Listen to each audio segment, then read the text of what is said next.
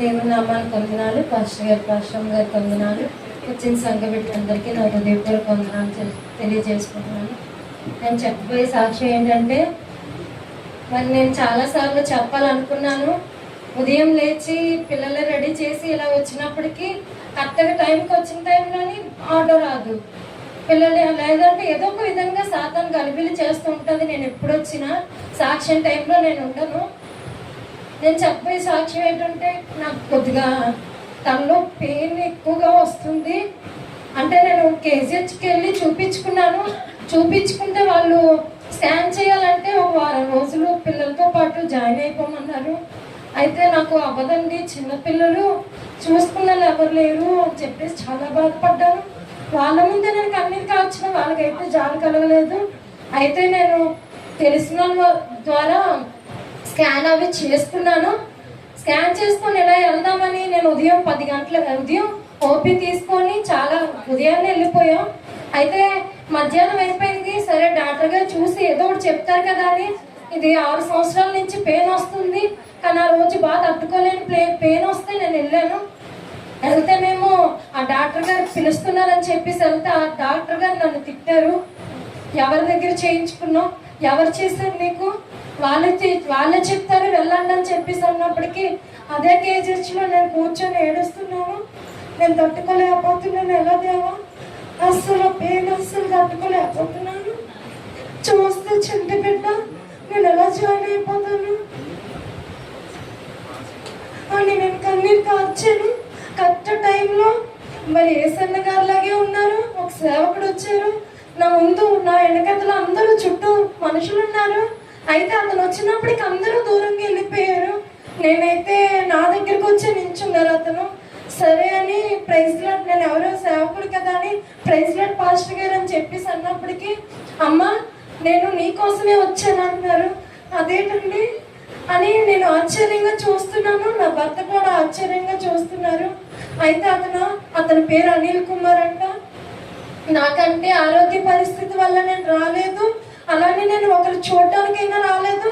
ఈ హాస్పిటల్లో నాకు ఏ సమస్య కూడా లేదమ్మా, నేను దేనికి రాలేదు, కానీ దేవుని దగ్గర పంపించాడు కాబట్టి నేను వచ్చానని చెప్పాడు. అయితే నేనైతే అతనితో ఏం చెప్పలేదండి, మాట్లాడలేదు. కానీ అతను అయితే ఏం చెప్తున్నాడంటే, ఇది 5 సంవత్సరాల నుంచి నీకున్న నొప్పి, నీకు చాలా నొప్పిగా ఉంటుంది, భరించలేకపోతున్నా, ఎప్పుడు తండ్రి దగ్గర ఏడుస్తూ ఉంటున్నా తెలుసు, కానీ తండ్రికి దూరం అయిపోతున్నా, అందుకే దేవుడు ఈ సమస్యనికి పెట్టాడు అని చెప్పేసి మాట్లాడుతున్నాడు.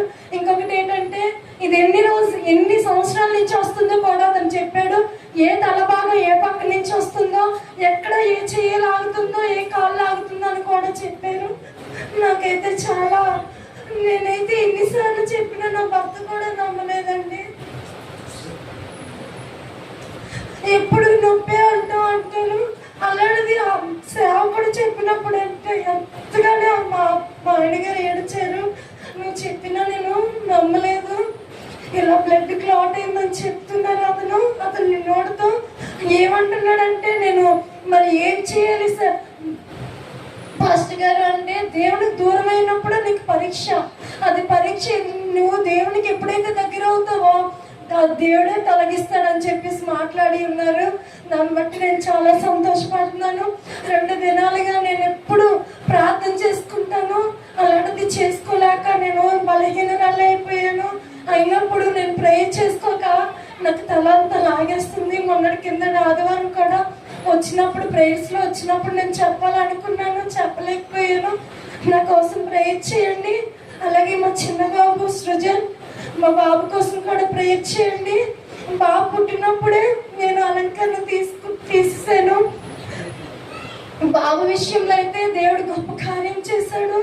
చిన్న బిడ్డలు ఎవరు చూసుకున్నా లేరండి. నేను పెళ్లి చేసుకోక మునిపే నా భర్తకు తల్లిదండ్రులు లేరు. నా విషయంలో అయితే మా అమ్మ నాన్నకు బాగోదు, ఎవరు చూసుకోలేని పరిస్థితి అండి నాది.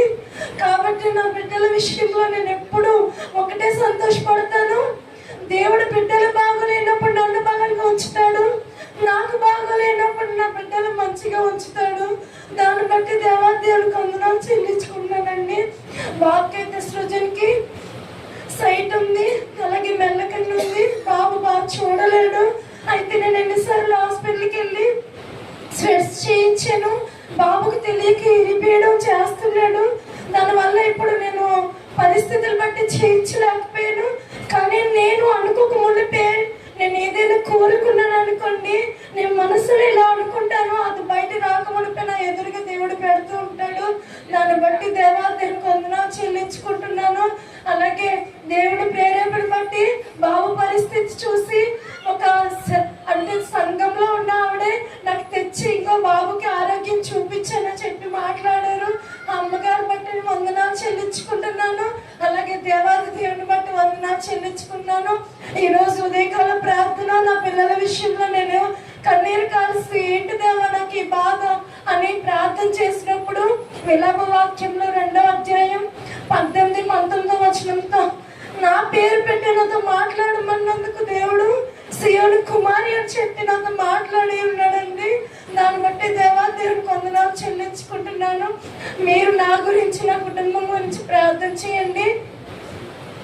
అలాగే సంతోషకరమైన వార్త ఏంటంటే, నేను 2 వారాలుగా నేను చర్చికి వెళ్ళకుండా ఉన్నప్పుడు మా అక్క ద్వారా నాకు ఈ సంఘంలో బాగా తెలుసు.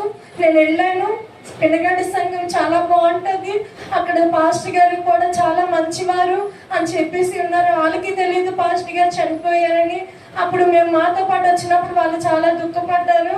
నాకైతే ఈ సంఘం విషయంలో నేనైతే ప్రార్థన చేశాను, దేవా నేను ఎక్కడికి వెళ్ళాలి. నేను మొదటైతే మల్లెనాడుపాలెం గ్రామంలో ఒక సంఘానికి వెళ్ళేదానండి. అక్కడ ఐక్యత ఉండేది కాదు, చర్చిలో ప్రేయర్స్ ఉండేది కాదు, అస్సలు ఒకరి కోసం ఒకరు ప్రార్థన చేసుకునే స్వభావం ఉండేది కాదండి. నేను సంఘం పేరు చెప్పను కానీ నాకు ఇష్టపడలేదండి. ఏదైనా నేను చర్చకొచ్చానంటే దేవుళ్ళ బలపడాలని, అలాంటిది అక్కడ దేవుడే లేడు అనిపించేది, అలా అనిపించేది నాకు. అయితే నేను 2 వారాలు నేను చాలా దుఃఖపడ్డానండి. ఇంటి దగ్గర కూర్చొని ఏడ్చేదాన్ని. నా ఏడుపు చూడలేక మాకు కొత్తగా వచ్చేవారు కదా మా అక్కగారు, వాళ్ళని అడిగి మా అన్నగారు ఇక్కడ తీసుకొచ్చారు. ఈ సంఘాన్ని బట్టి నేను చాలా సంతోషిస్తున్నాను.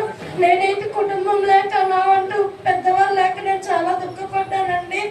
దేవుడే ఉన్నాడని అనుకున్నా. నా పిల్లల విషయంలో కానీ నా విషయంలో కానీ పెద్ద అంటూ ఎవరు లేరని బాగా బాధపడేదాన్ని నేను, నా భర్త. కానీ ఈ సంఘానికి వచ్చిన తర్వాత సిస్టర్ అయినా, నా బ్రదర్స్ అయినా, ఆంటీలని ప్రతి ఒక్కరు అమ్మగారులు అయినా నన్ను ఎంతగానో కరుణించి నా విషయంలో ఎంతగానో ఒక కుటుంబస్తులుగా మిమ్మల్ని మీ దాంట్లో నన్ను చేర్చుకున్నందుకు మీ అందరికీ హృదయపూర్వక వందనాలు చెల్లించుకుంటున్నాను. నా వరకు నాకు ఇక్కడ ఏది ప్రాసెస్ అంటే ఏమి తెలియదండి, క్రమబద్ధం తెలియదు నాకు. నా వరకు ఏమైనా తేడా జరిగితే నన్ను క్షమించండి. కానీ మీ అందరికీ నా హృదయపూర్వక వందనాలు చెల్లించుకుంటున్నాను. అలాగే పాస్టర్ గారికి కూడా నా హృదయపూర్వక వందనాలు చెల్లించుకున్నాను. ప్రతి వాక్యంలో కూడా నేను ప్రతి వాక్యంలో ఒక సారాంశం అని, ఒక నీతిని నేను ఎప్పుడు రాసుకుంటున్నానండి. దేవుడు ఇంత మంచి సంఘాన్ని నాకు ఇచ్చినందుకు దేవాదేవునికి వందనాలు చెల్లించుకున్నాను. నా కోసం, నా కుటుంబం కోసం, మీ కుటుంబ ప్రార్థనలో, మీ ప్రార్థనలో కూడా మా పిల్లల కోసం, నా కుటుంబం కోసం ప్రార్థించమని, గుర్తు చేసుకోమని చిన్న సాక్ష్యం దేవుడు